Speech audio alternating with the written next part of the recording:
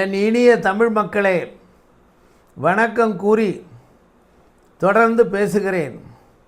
ஆக புறப்புண்ணாக கருதி மார்பிள வேல் தாக்கியதை மறந்து அவன் தவித்தான். தேரோட்டி அந்த மாவீரனுக்கு ஆறுதல் சொன்னான்னு பார்க்குறோம். இப்படிப்பட்ட வீரமகனை போருக்கு அனுப்பிய தாய் போர் முடிந்து அங்கங்கே படைகள் சிதறி கிடக்கின்றன. ரெண்டு பக்கத்து படைகளுக்கும் பெரிய சேதம். அதில் போருக்கு போன தன் மகன் வீட்டுக்கு வரலன்னு சொல்லி தாய் கேட்குறார். போர்க்களத்துக்கு போனவங்களில் பெரும்பாலோர் திரும்பி வரல. போரில் விழுப்புண் மரப்புண் பெற்று மடிந்தார்கள். ஐயோ, என் மகனையும் காணா, போர்க்களத்துக்கு போகிறேன், போய் தேடி பார்க்குறேன், குற்றுயிரும் குலையுயிருமா பல பேர் கிடக்கிறாங்க. அவங்களையெல்லாம் எடுத்து கொண்டு வந்து தக்க முறையில் மருத்துவம் செய்து காப்பாற்ற வேண்டும். அதற்காக போய் பார்த்தா அங்கே ஒருத்தி பேசிக்கிட்டு இருந்தாலாம். இந்த அம்மா பையன் முதுகில் புண்ணு வாங்கி செத்து போய் கிடக்கிறான். புறப்புண்ணா முதுகில் புண்ணு, பின் வாங்கி ஓடிய பேடிக்கு தான் அது. வீரனுக்கு மார்பில் தான் புண் வரும், விழுப்புண். அதை கேட்டு அப்படியே துடிக்கிறான். என்ன சொன்ன? என் மகன் புறப்புண் பெற்று வடிந்து கிடக்கிறானான்னு ஓடி போய் தேடி பார்ப்பான். அங்கங்கே பிணங்கள் கிடக்கின்றன. ஒரு வீரனுக்கு மேலே, செத்து போனவனுக்கு மேலே இன்னொருத்தன், இப்படி அடுக்கடுக்காக கிடக்கிற அந்த பிணங்கள். எங்கு பார்த்தாலும் இரத்த ஆறு ஓடுகிறது. வீரர்கள் உடம்பிலிருந்து பெருகி ஓடும் இரத்தம் ஆறு போல ஓடுது. அதை விலக்கி அங்கே பார்த்தா அவன் மகன் கிடக்கிறான். அவன் மார்பை பார்த்தா அங்கே தான் பெரிய புண், இந்த வேல் நுழைந்ததல்லவா, அதுபோல் அவனும் விழுப்புண் பெற்று மடிந்து கிடக்கிறான். அதை பார்த்து அவனை தூக்கி தன்னுடைய மடியில் கிடத்தி கொண்டு அழுகிறாள். ஐயோ, என் வீரமகனே, நாடு காக்க உன் உயிரை தியாகம் செய்து விட்டாயா?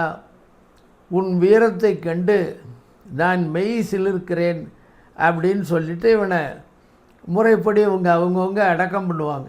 இறந்து போன வீரர்களை குற்று உயிராக கிடக்கிறவங்களெல்லாம் அழைத்து கொண்டு சென்று தூக்கி கொண்டு சென்று சிகிச்சை கொடுப்பார்கள்.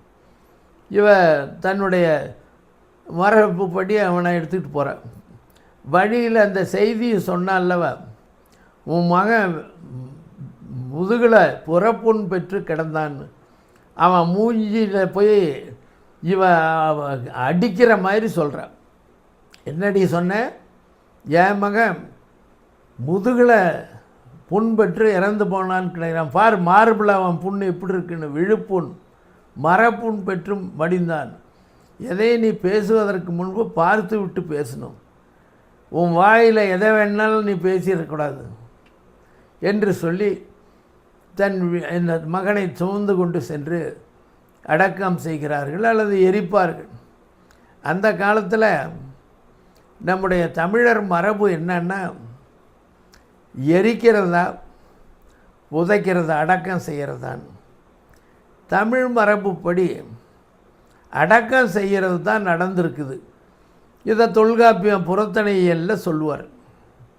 இறந்து போனவர்களெல்லாம் மயானத்தில் குழி தோண்டி ஆழமாக புதைத்து, அவன் இறந்து போனவன் புதைக்கப்பட்டு இருக்கின்ற அந்த குழியினுடைய தலைப்பக்கம் ஒரு கல்வெட்டை நடுவார்கள். அந்த கல்வெட்டில் அவன் யார், அவன் பெயர் என்ன, யாருடைய மகன், இந்த போருக்கு மடிந்து போனான், விழுப்புண் பெற்று மரப்புண் பெற்று, அவனை பற்றிய விவரங்கள் பூரா அதில் பொறித்து நட்டு வைத்திருப்பார்கள். ஒவ்வொருவன் அடக்கம் செய்யப்பட்ட இடத்திலும் அதற்கு நடுகல்னு பேர். அதற்கு என்ன பெயர்? நடுகல். அந்த நடுகல்லையே வணங்குவார்கள். அந்த குறிப்பிட்ட நாளிலே, இப்போ நம்ம அமாவாசை அன்னைக்கு எல்லாரையும் கும்பிட்றோம். முன்னோர்களுக்கெல்லாம் படையல் போட்டு அவங்கள நினச்சி கும்பிட்றோம். அதுபோல் அந்த நடுகள் அவன் உயிர் விட்ட நாளிலோ அல்லது ஆண்டுக்கு ஒரு முறையோ, இப்போ கூட இந்த மாசி மாதம் அமாவாசை வந்ததுன்னா அப்போ எல்லாரும் போய் கும்பிடுவாங்க.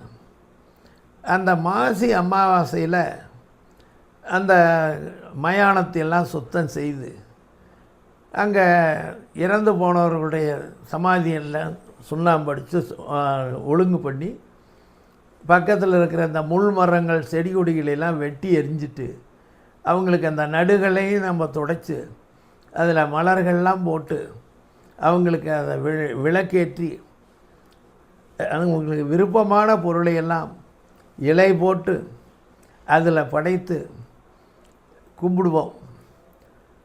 சற்று தொலைவில் ஒதுங்கி நிற்போம்.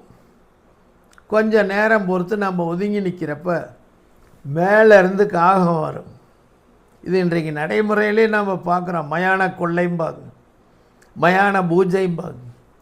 அதில் காகம் தானாக வரும், மேலே சுற்றிட்டு இருக்கிறது.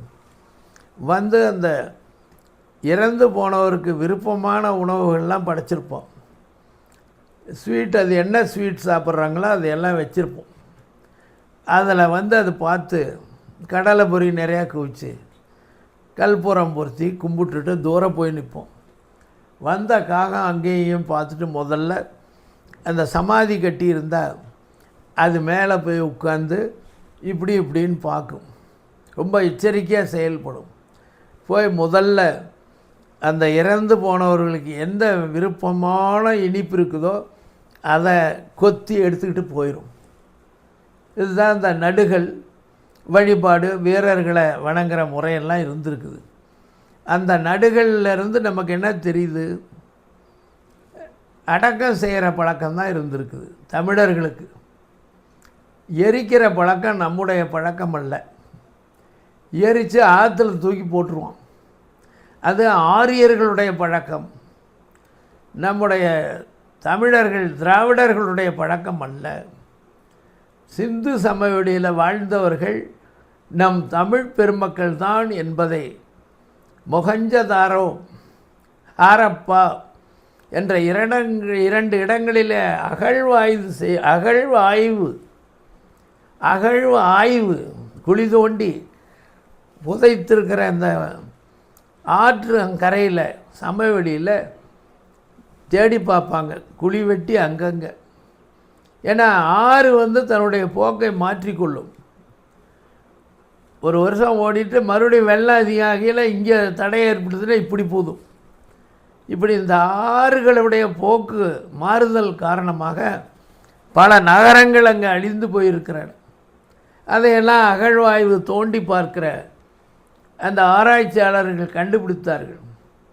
அங்கே அந்த சிந்து சமவெளி நாகரிகம் ஆராய்ச்சி செய்கிறவங்க சொல்கிறாங்க, அங்கே வாழ்ந்த மக்கள் நம் தமிழ் மக்கள் தான்.